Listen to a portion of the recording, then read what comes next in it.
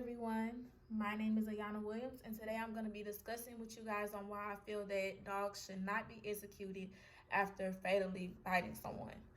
Okay, so for the past few years and even going on today, dogs have been put down for biting a stranger, whether it was fatal or not, or whether it had evidence or not, um, over the situations that caused the dog to attack. So what does it mean when a dog gets put down? So when a dog gets put down, usually it's because they have a history of aggression or a history of biting someone in the past, and it also means, um, basically they kill them and they inject them with something that makes them that cause them to go to sleep, kind of like when a person is sentenced to death. It's like that. You putting a dog down, you're sentencing them to death, or you just putting them down, you're getting them killed. So yeah. So I want to share with you guys my personal story before I begin. When I was younger, I had a dog named Smokey, and some personalities about Smokey. He was a very big black dog. He looked scary and mean on the outside, but in the inside, he was very a nice and sweet dog. He was a family dog. He was a person's dog. He wasn't the type of dog that when people come around, he bark or he bites at them. He loved people. He liked going around people. He liked people rubbing his belly. He was very intelligent and obedient. I could just go on about how good Smokey was. He wasn't a bad dog. So one day, as we usually do, we would let him go outside to use the restroom. And one of those days, it so happened that the yard man was cutting the grass. So when I glanced outside, I seen that the yard man was trying to pet Smokey. Smokey was looking at him, wagging his tail, excited that a person came around. But what I did notice about the yard man was that he had a leaf blower, and that he seen that Smokey did not like the leaf blower because the noise. It just looked like it looked like a weapon that was going to attack someone. So every time he would, blow the leaf blower, Smokey would, kind of, get scared, or he'll kind of like bark at it, or, show his teeth. So the yard man just kept, pointing the leaf blower towards him, and, just continued to mow the grass. So as you can tell, you doing that to a dog, that's going to show them that you're threatening them and that you're in danger. So all I know is we get a knock at the door. He's complaining, saying that my dog has bit him. So what eventually happened was they did call animal control, and my dog was taken away, and he was put down for biting the yard man and for the injuries that the yard man had.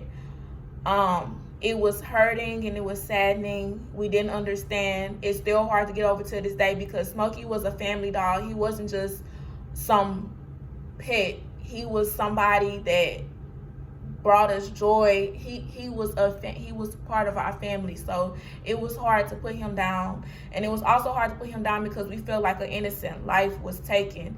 If you're showing my dog that you're endangering him with something, that's gonna make him attack. So we feel like it wasn't fair. We feel like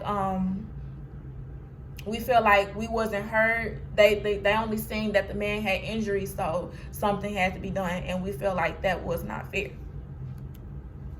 So my first reason on why dogs should not be put down because it's not gonna solve anything.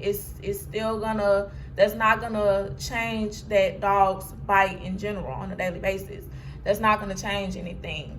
Something has to be done to where dogs in the future are trained to know that they need to be obedient and to not bite people, or signs need to be made. Like today, there are signs made that says beware of dogs, so people know to not come around the dog. It's things like that has to be done to let people know and to let animals know when's the time to attack and when's the time to not attack. So like I said before, killing dogs will not fix anything. So that's my first reason why. And my second reason why is that dogs never really have the intent to bite in the first place. The reason why most dogs bite is because they want to protect themselves. If they feel attacked, it will not attack, but if they feel endangered, they're going to feel the need to attack. And also, family pets like Smokey, if he feel like someone is trying to endanger their owners, then they have to protect their owners. They have to attack to make sure people know to not danger those people. So yes. My third reason is because cases are never that serious or big enough for any execution to be required.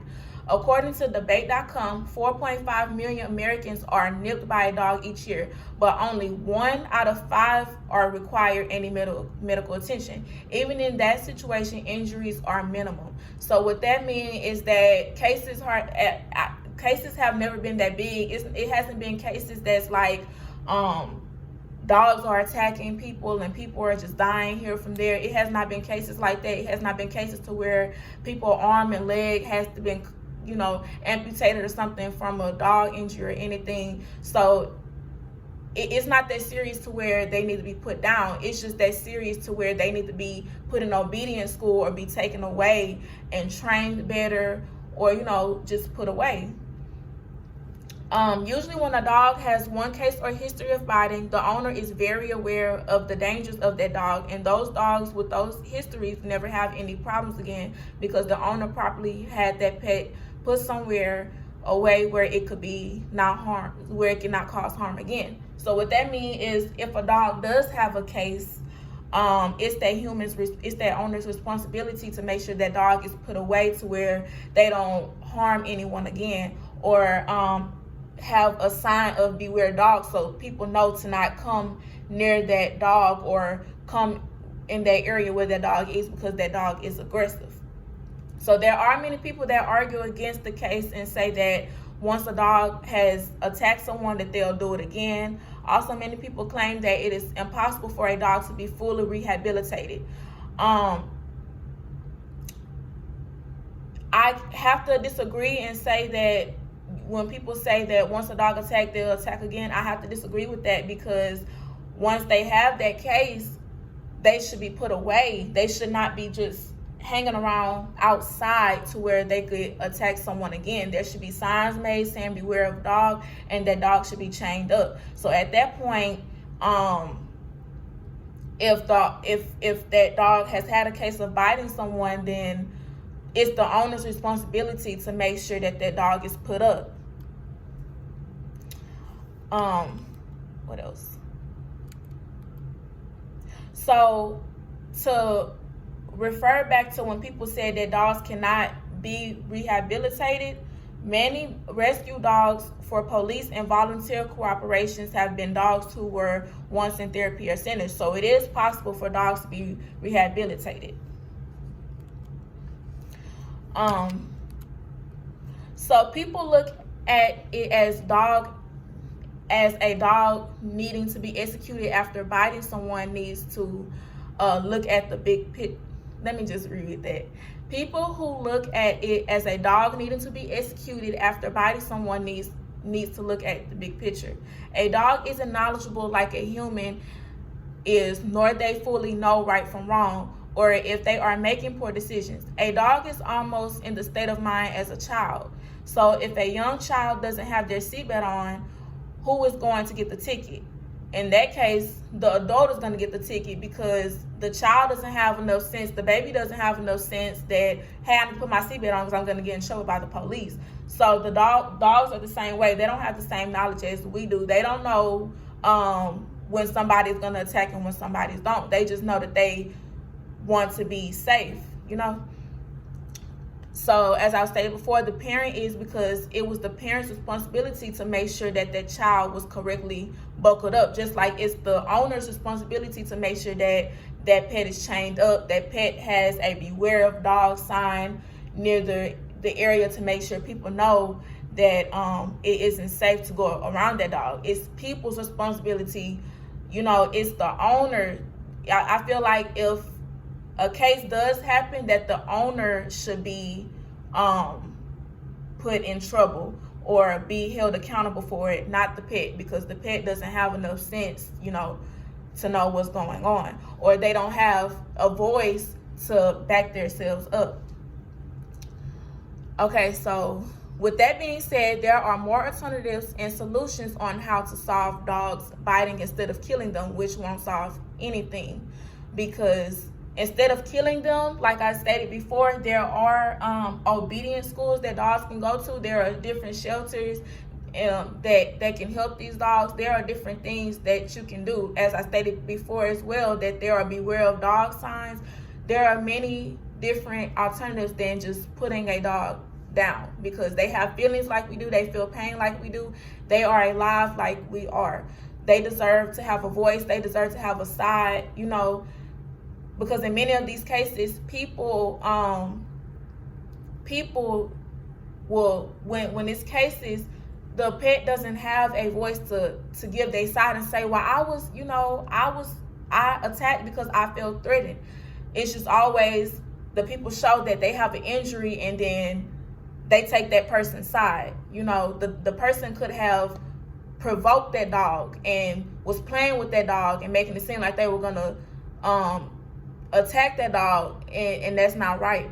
So these cases should be